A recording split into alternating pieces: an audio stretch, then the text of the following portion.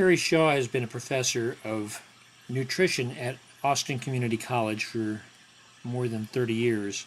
In this video, she'll be speaking about oxidative stress or free radical damage.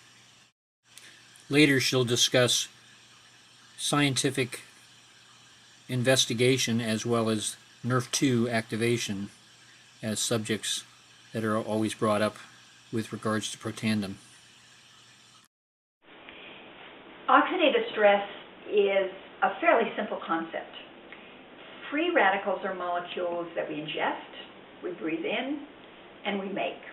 We make them in our body for two reasons. One, we make them as part of the immune system so that they can attack bacteria. In that capacity, they're incorporated in particular cells that happen to become called monocytes. And those cells rush to the site of an infection. And there they unleash the free radicals against the bacteria and kill the bacteria. So they're important in that sense. In that same sense, those free radicals are also unleashed in a process called inflammation. So inflammation is a result of various insults. So heart disease is an example of this. So let's talk about how that happens. What happens is cholesterol, and what we know of as LDL cholesterol, certain types of that LDL cholesterol are very sticky and they're very easy to kind of attach to the lining of the artery. And when they do that, the body thinks that it's being attacked by something like a bacteria. So it sends those same cells that are used to kill bacteria to kill the cholesterol. Unfortunately, it doesn't do that. It turns the cholesterol into a free radical. That process is called inflammation. And so many of the diseases that we have problems with are either caused, in the case of heart disease, by free radical damage, oxidative stress, that's actually initiated by our own body, or they may be aggravated by it, as in the case of diabetes, where inflammation can play a major role.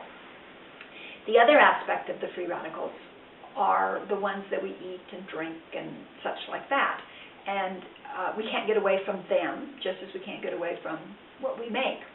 The other way that the free radicals are made by the body is when we break down protein, fat, carbohydrate, and even alcohol for energy, we create free radicals. It's just a natural byproduct.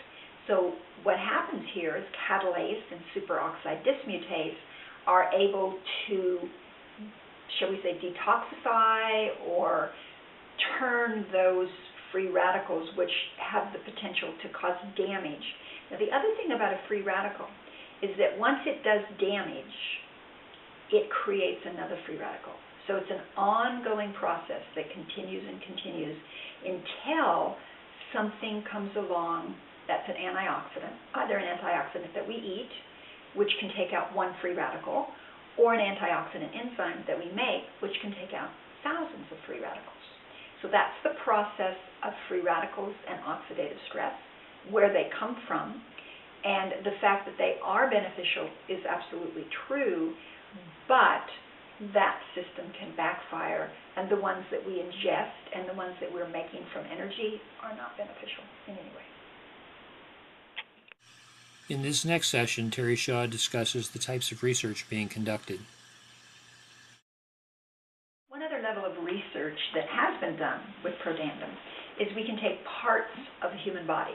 In the case of the studies that were done, we could take the human artery, and this is a very common practice to do, and expose it to various conditions to see what happens.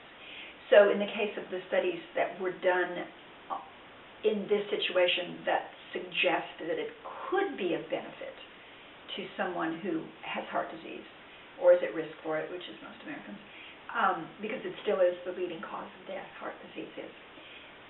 In this case, they exposed the artery to the kind of cholesterol that is associated with creating atherosclerosis or heart disease, and then also exposed it to various levels of protandum, and found that in we would call it the test tube, basically, we were able to show that we can prevent the accumulation of cholesterol in the artery as a result of that inflammatory inflammatory, free radical damaging process that I have talked about. And we can do that. Now, this suggests, and since there's no harm with Protandim, that someone who has had heart disease, for instance, one of my clients called me. She had her first heart attack when she was 38. She's now 63. Last time I was talking to her, she said, I never thought I would be alive at this point. Now, she's taking a lot of medications. She's had many stents put in. And occasionally, a stent will fill up rapidly. And this happened to her, and she called me, and she said, I've only had it in for a year and a half. It's totally occluded. Do you have any ideas? And I had just heard about Protandim. And I said, there's some studies that suggest that it might help. So why don't you, she said, tell me how to get it. I will do it. So Nrf2, this is a relatively new concept. Perhaps we started talking about it, researching it maybe 10 years ago, maybe not even that long ago, but somewhere it's relatively new. So it is one of several chemicals that seem to regulate cellular metabolism in a variety of ways. Specifically, how Dr. McCord describes it very aptly is that Nrf2 is a regulator of our genes. And in his laboratory, he has found that at least 500 different genes, perhaps more, can be regulated. So as we were talking about the antioxidant enzymes and how they decrease, that's an example of the regulation going awry. So what Nrf2 does is it actually puts that back the way that it should be. So those are probably 3 different genes that are being impacted in that way. So now we've got 497 more genes. Some of them we know what they do, and some of them that we don't.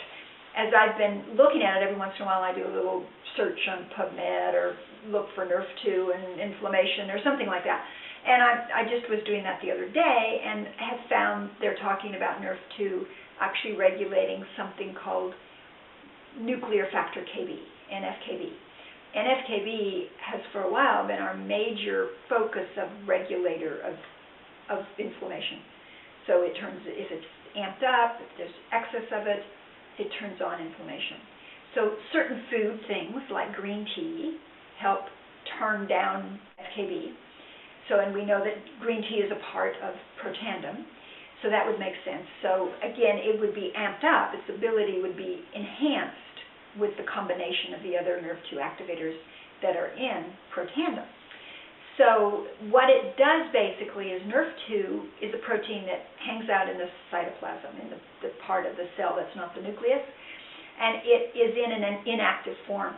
So what a Nrf2 activator is that it's able to turn it on, activate it, remove the kind of, I guess you would say, stop that is stopping Nrf2 from working and activating it so that it actually goes into the DNA and it directly interacts with the DNA. Now, how that happens, this is ongoing research. But if you just Google Nrf2, if you go to, whether you Google Nrf2 or you go to PubMed and do Nrf2 activation or Nrf2 and inflammation or Nrf2 and cancer, one of the genes that is regulated is called the tumor suppressor gene. In a number of cancers, we find that the abnormalities in the tumor suppressor gene are causing certain types of cancer. So what that would imply is that Nrf2 has the potential to modulate the tumor suppressor gene, and that perhaps cancers that are involved with the tumor suppressor gene, and certain types of breast cancer fall into this category. We might be looking forward to seeing some benefits with this. Again, this is all kind of, we hope, theoretical, but that since there is nothing harmful about taking the Nrf2 activators, especially as Protandim, we would hope that we would be seeing some of these benefits.